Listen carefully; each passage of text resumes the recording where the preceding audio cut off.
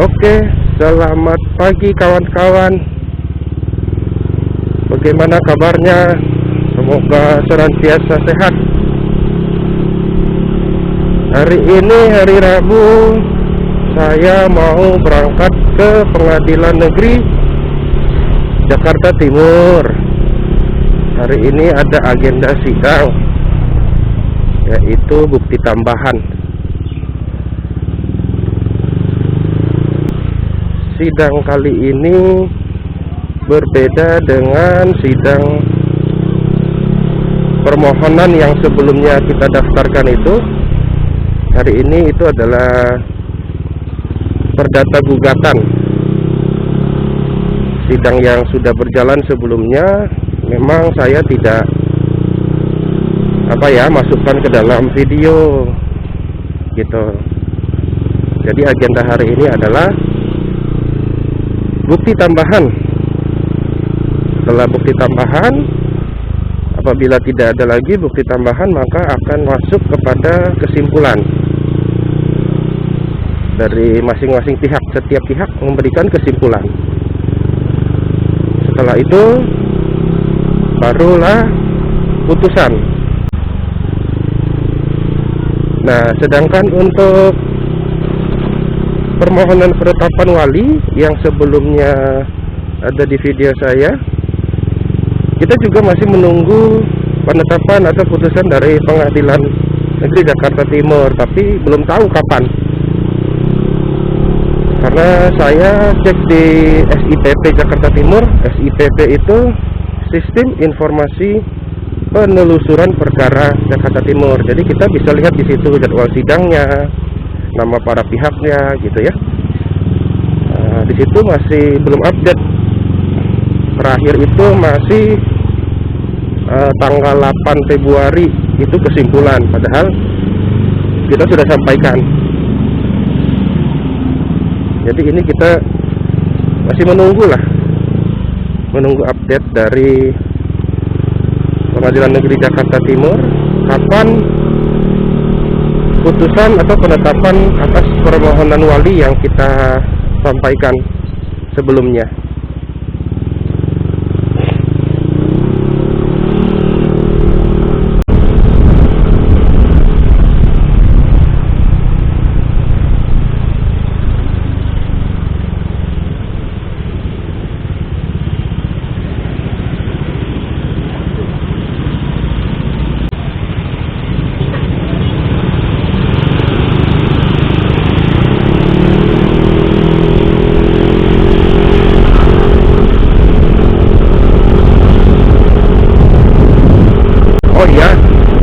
Sedikit informasi bahwa kemarin hari Selasa tanggal 14 Februari saya ada melakukan pendampingan terhadap korban dari KDRT, kekerasan dalam rumah tangga ya. Kemarin itu kita agendanya BAP dari si pelapor atau korban. BAP itu adalah berita acara pemeriksaan. Sedangkan untuk laporannya sudah terlebih dahulu si korban untuk melaporkan di Polres Metro Bekasi, Jawa Barat.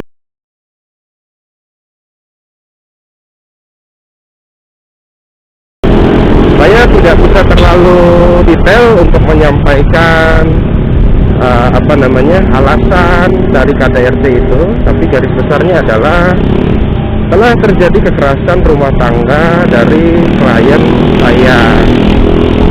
Alamatnya itu, domisilinya itu ada di Bekasi. Tentunya beliau melapor di tempat kejadian perkara, yaitu di Bekasi. Itu ya. Untuk pelaporan suatu tindak pidana, kita bisa melapornya di tempat kejadian perkara. Misalnya kejadiannya contohnya di Pulau Gadung, ya kita bisa lapornya di Polsek Pulau Gadung ataupun Polres Jakarta Timur, karena kan Pulau Gadung itu masuknya ke administrasi Jakarta Timur. Atau yang tertinggi bisa di Polda Metro Jaya gitu.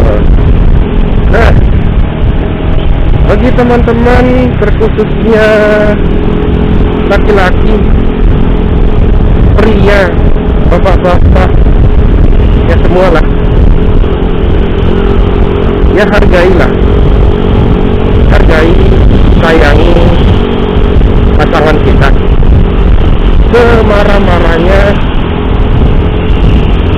seemosi-emosinya. Cobalah tidak untuk bermain tangan kepada wanita ataupun perempuan.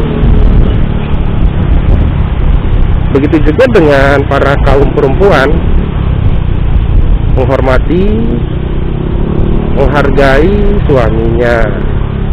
Hidup itu cuma kuncinya saling menghargai aja kok. Menghargai, menghormati, mengasihi, mencintai, itu aja. Tidak ada lebih daripada itu, hanya tambahan aja.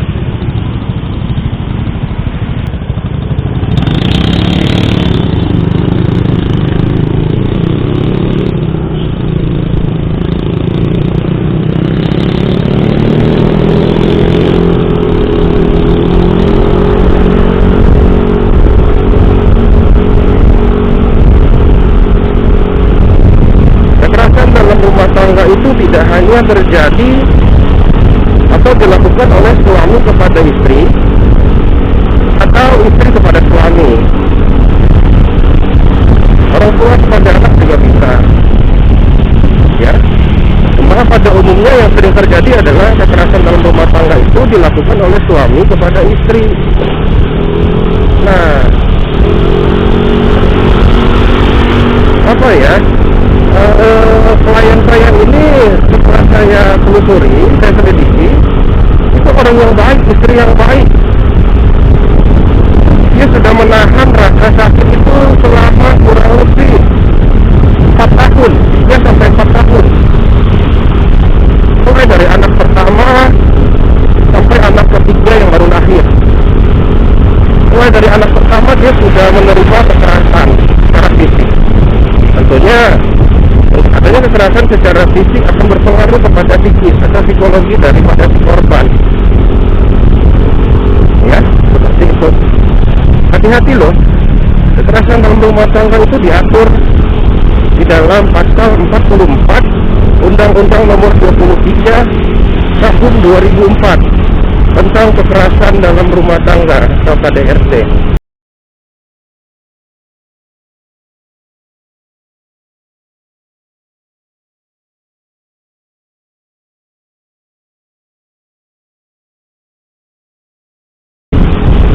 Kekerasan dalam rumah tangga itu apa aja sih?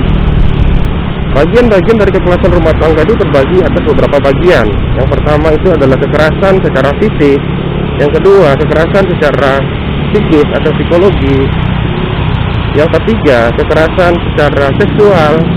Dan yang keempat itu menelantarkan rumah tangga.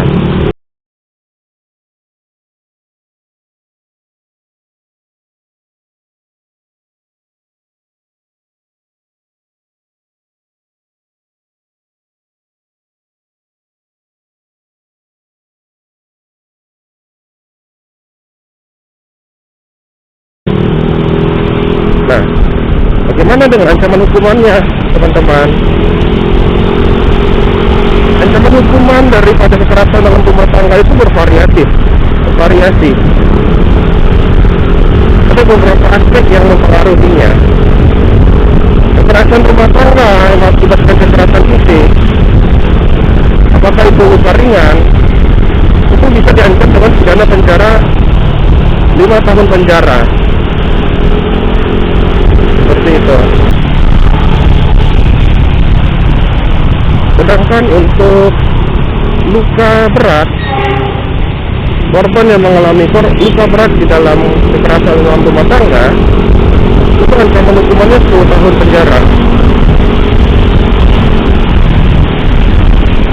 Sedangkan korban yang mengalami kekerasan dalam rumah tangga yang mengakibatkan korban sampai meninggal dunia, itu ancaman hukumannya 15 tahun.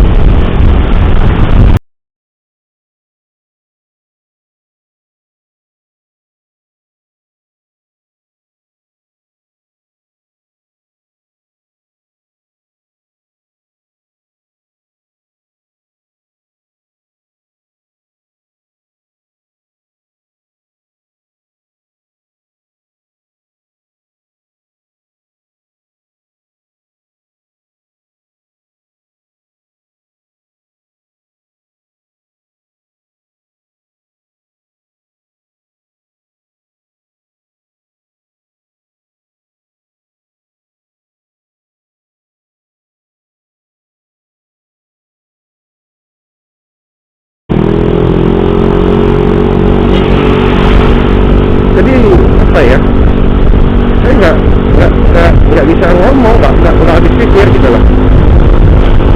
Ada istri yang dipukul, ditendang, ditonjok, digampar, di mana kondisi istri itu baru melahirkan secara sesar dan bekas operasinya itu terbuka, kawan-kawan.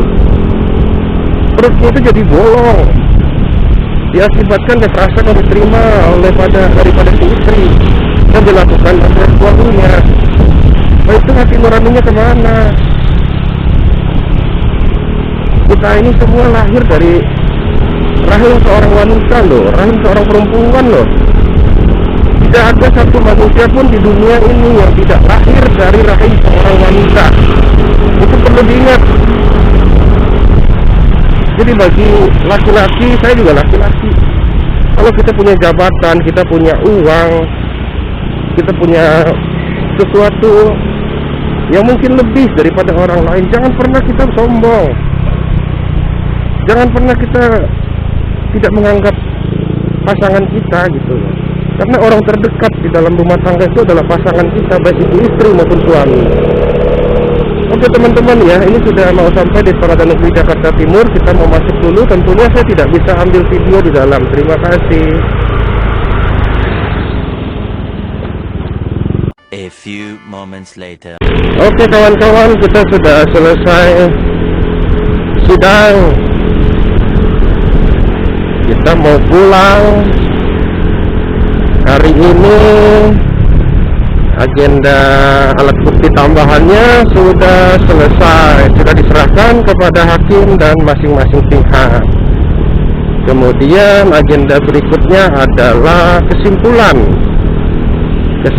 daripada keseluruhan, mulai dari gugatan, jawaban, replik, duplik, alat bukti surat, keterangan saksi, bukti tambahan, pemeriksaan setempat, masuklah pada kesimpulan, merupakan dua tahap terakhir sebelum masuk kepada putusan.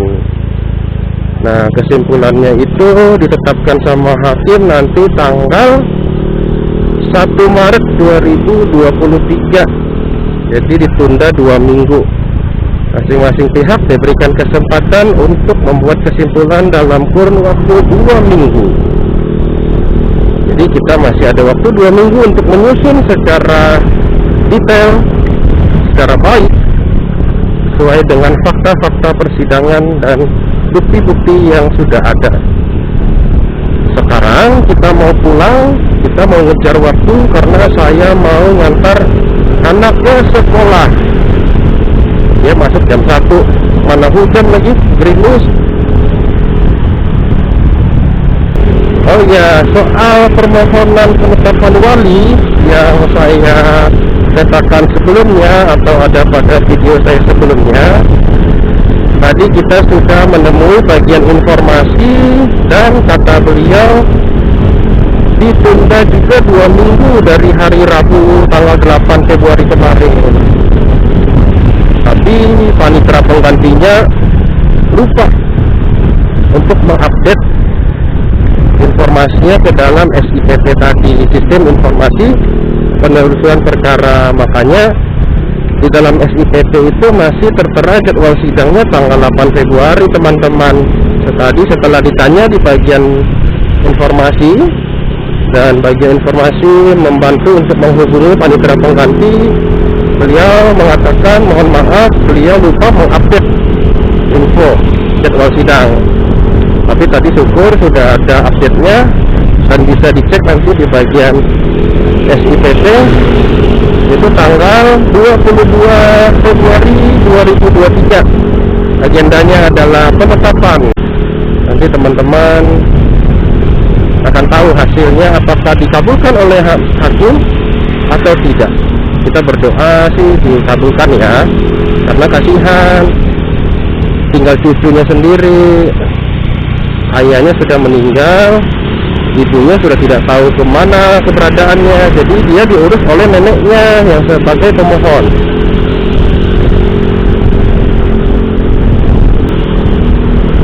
Kembali kepada kasus kekerasan dalam rumah tangga yang sebelumnya saya sampaikan, Jadi sebagai informasi kepada kawan-kawan, setelah proses BAP berita acara pemeriksaan pelapor kemarin di Polres Metro Bekasi, agenda berikutnya adalah pemanggilan saksi, yaitu dari pelapor.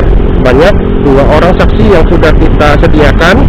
Nanti kita menunggu surat panggilan dari Polres Metro Bekasi secara resmi untuk dimintai keterangan atau klarifikasi dari saksi mengenai kejadian kekerasan dalam rumah tangga yang menimpa korban atau pelapor. Seperti itu. Sebagai informasi juga, pas kemarin saya mendampingi pelapor untuk proses BAP di Polres Metro Bekasi. Ternyata saya pikir hanya saya dan klien saya yang akan melakukan berita acara pemeriksaan di Polres Metro Bekasi. Ternyata luar biasa sekali kawan-kawan, banyak banget korban KDRT. Jadi di dalam ruangan itu hampir penuh dengan aduan yang sama, yaitu menerima kekerasan dalam rumah tangga, dan mayoritas itu adalah ibu-ibu, perempuan gitu loh.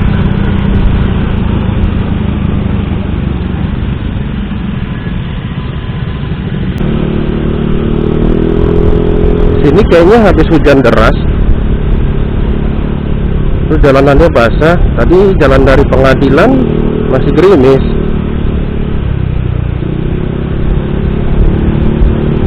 Oke, kembali lagi. Tadi saya katakan waktu saya masuk ke ruangan penyidik bersama klien saya, di situ ternyata sudah banyak sekali korban daripada KDRT, dan mayoritas itu adalah perempuan. Dan waktu kami baru masuk di bagian SPKT, tempat pembuatan laporan kepolisian, itu juga banyak sekali juga ibu-ibu yang mau melaporkan kasus KDRT yang dialaminya gitu loh. Aduh, ngeri sekali ya. Jadi minta tolonglah kaum lelaki, bapak-bapak, janganlah main tangan sama perempuan. Semarah-marahnya, sekesel-keselnya, lebih baik kita pergi aja gitu loh. Kita pergi keluar ke warung kopi ke, merokok ke keluar. Ya, tapi masukan juga buat para kaum perempuan untuk juga saling menghormati, menghargai suaminya. Jangan juga misalnya marah semaunya, ngomelin semaunya, atau omel yang tidak habis-habis. Ya, karena nanti emosi suaminya bisa terpancing, teman-teman.